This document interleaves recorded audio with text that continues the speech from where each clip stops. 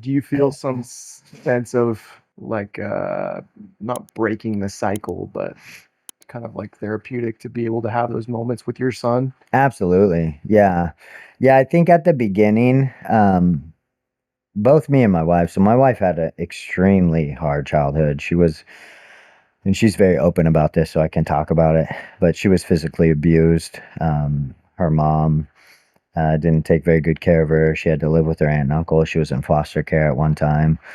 Um, and both of us, I think, when my son was first born, the amount of love that I felt and she felt towards him, it pales any other love that I've ever experienced on this earth, and I didn't even know it was possible. And to experience that when he's first born and want to give him the world, I think for me created a little bit of a period of resentment and anger, to be honest. Um, One thing about my parents is I never doubted that they love me. I know they love me to death. Um, but it was different, you know, it was it was tough. And there were periods in my life when I felt like they could have done a better job. Um, my mom was very young when she had us, and so in all fairness, that's a tough go, you know, and especially with my dad environment and stuff like that. But a lot of the anger is projected more towards my father, to be honest. It's like, how could you leave your kids? How could you choose drugs over? Um, and my mom did her best, you know.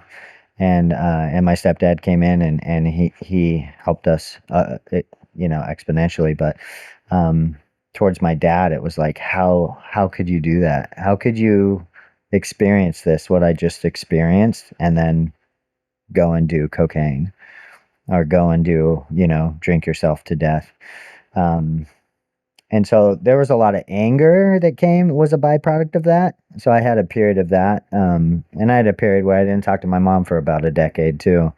And we worked some stuff out and had some cool conversations. She gave me a lot more insight into what was going on in that time, and I'm super grateful for that. I love her to death, and I do think she did her best. But you know, that was compounded on my wife as well. Like I remember having these conversations, like, how could you not give this kid the world, you know? So you have that period. Yeah. And then you're consciously choosing to break the cycle on top of it. Um, and that's a conscious decision. Like, you make that choice, you know, and you make it every day. And so doesn't mean you don't make mistakes, but as long as you keep that in your mind and you're like, no, no more, you know, this isn't going to be the same.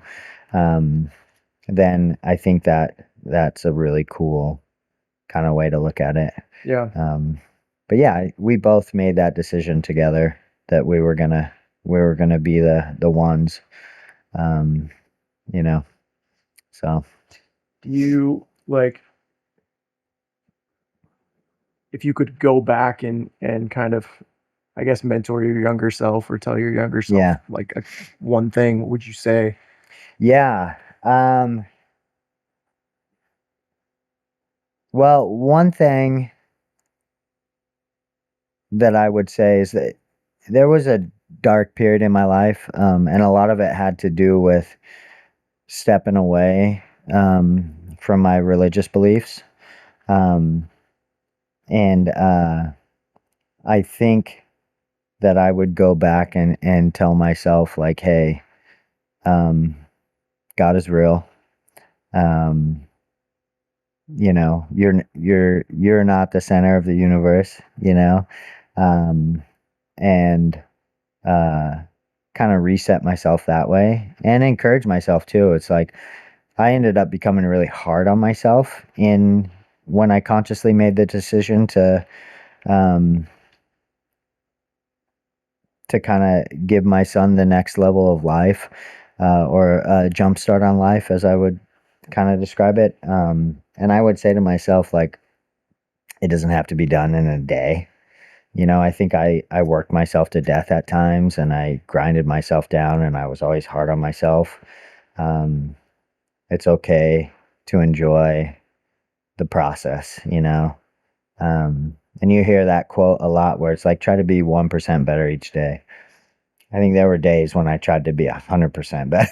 Yeah, It's like, chill out, bro. for sure. Enjoy it. Like, enjoy this. And you hear this a lot from parents, like, it'll be over before you know it. And you're holding your 1-year-old child, and you're like, what the fuck are they talking about? Yeah, And then you're hugging your kid, dropping them off for college. It yeah, really feels like that. Make sure you enjoy those moments. I did a lot, but I also, there were times when my head was down and I was just getting after it, and I think some people out there need to hear that, maybe, like, it's okay to enjoy it along the way a little bit more. yeah. Yeah. What does it feel like now that your kid's going to college and you're empty nester type Yeah. of, what's your next goal in life? Does it Yeah. feel Well, it's interesting. I didn't have the, like, so don't get me wrong, the day my son left, I was super strong. Or the day we dropped him off. The next day I was a mess. I broke down on the driveway. My wife had to hold me in her arms, like, um but I love my wife.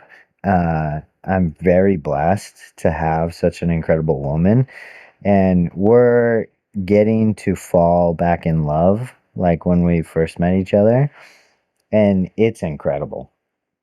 Um, the the other part of it is that I don't think a lot of people kind of articulate or talk about. I've never really heard anyone talk about this, but when you have a kid, it feels like, at least to me, like I I have my heart, right? My soul or whatever. And when Shay came out, it was like me and my wife took a piece of each other's heart and we put it in the world. It's not inside of me anymore, but it's still my heart. And so when your child leaves, it a piece of you is gone. And that's hard, you know? Uh, and so learning to navigate how to be okay with a piece of you not being really close to you that belongs inside of you, it's hard.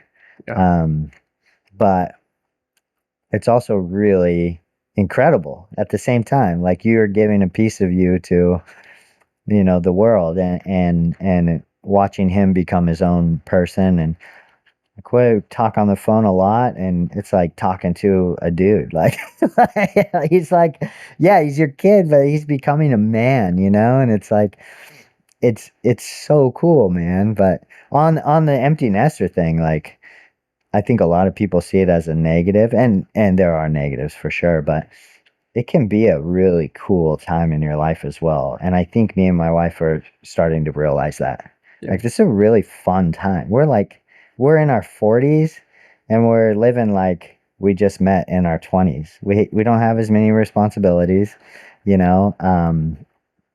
Financial wise it's the same, uh but like, we get to go on dates now. We get to, I take a shower and I just walk to my room naked. Like, don't put that on the podcast, but It's getting clipped. like, we're falling back in love, man. Yeah, On a way that I was content with how we were before, and now I'm just like, it's really exciting to have that time together now. So, yeah. um, yeah.